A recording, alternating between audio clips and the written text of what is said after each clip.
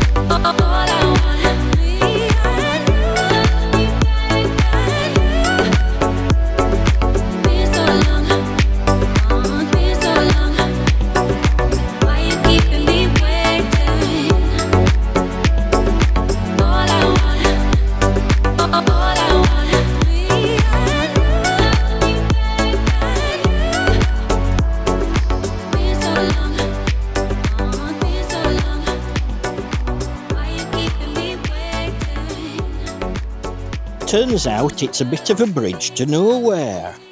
But later, whilst researching, I stumbled upon an unfortunate story from 1893. For a couple of days, a man, unknown by anyone locally, had been seen in this area.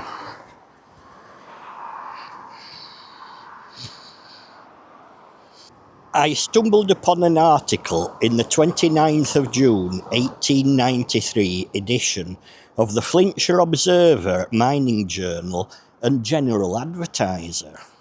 The article begins with a brief overview. On Saturday, an inquest was held at the Crown Inn, Ffynongroew. But the story begins on the Thursday. The first sighting of our mystery man was by a Peter Hughes of Ffynongroew, who had been walking through the nearby Mostyn Woods. At around 11 o'clock in the morning, he had stumbled across a man laying asleep under a tree. Early on the Friday morning, a group of workers were walking along this pathway, making their way to begin their day's work at the Point of Ayr colliery. Along the way, they passed a man walking towards them. It was assumed that this was the same mystery man, and that perhaps he had sheltered under the colliery buildings overnight. A short while later, at 6 o'clock in the morning, our mystery man was noticed here at the foot of Ffynongroew Bridge. That was the last time our mystery man was seen alive. Much later on Friday evening, Thomas Jones had crossed over the footbridge.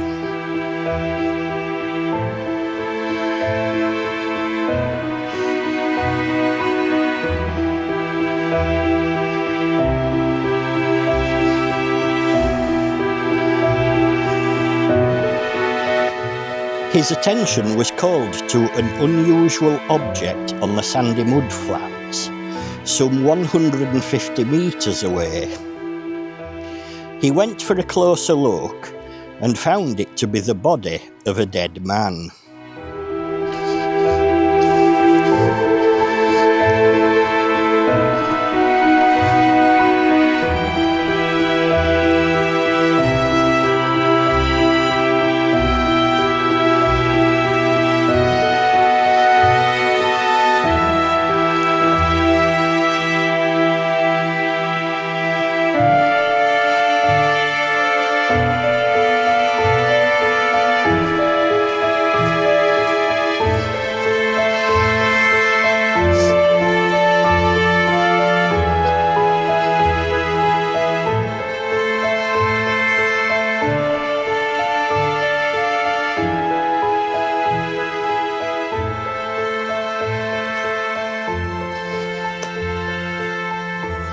The tide was coming in, and seawater was starting to surround the body, so he did his best to pull the body to a safe place.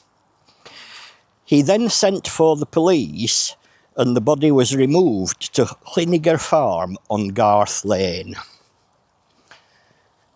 An inquest was held at the Crown Inn, Ffynongroew, where Peter Hughes identified the victim as the same man he had seen asleep under a tree in woodland. The deceased was described as being about 35 or 38 years of age, of slender build and 5'6" in height. He had dark hair and was clean-shaven apart from a slight moustache. He was dressed in a short black twilled jacket, plaid waistcoat and brown cord trousers. He also wore a coloured woolen shirt, grey socks and half Wellington boots, which were all described as being in good order. Sergeant Jones gave evidence of searching the body and had found only a clay pipe along with 3 boxes of matches in his pockets. There was nothing found which might in any way have identified the man. At the inquest, it was suggested that he might have been a flatman. In those days, flatman was a term used to describe particular ship workers who were common along the whole of the Dee Estuary, which is well known for being both wide and shallow. Flatmen operated flat-bottomed barge-like ships. They could easily access the many dozens of docks, wharves and jetties which lined both sides of the Dee between the Point of Ayr and Chester. Their cargoes would include coal, timber, minerals and ores, moving between the various mines, quarries, foundries, works and industries of the towns and villages alongside the Dee. During the inquest, the only explanation which could be agreed upon was that when our mystery man was seen at the foot of Ffynongroew Bridge on the Friday morning, he had perhaps crossed the bridge. At that time, the tide was high. The presumption was that he had drowned. Despite being high tide, the waters would still have been shallow. As the tide receded, his body would not have been carried too far across the expansive mud flats, where it would have lain until it was discovered later that evening.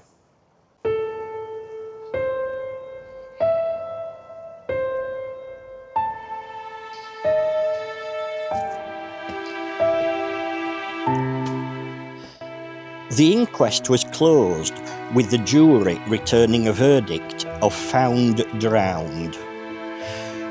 The remains of our mystery man were interred in Mostyn churchyard on the Saturday afternoon. A very sad story indeed, and a reason to perhaps not venture across this bridge.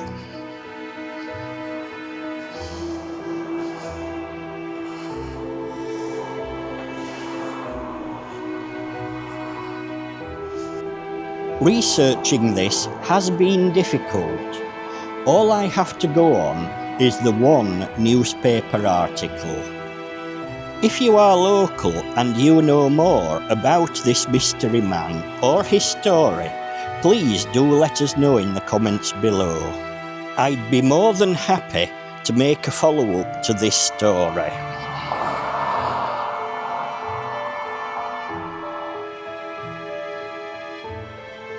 Meanwhile, rest in peace, mystery man.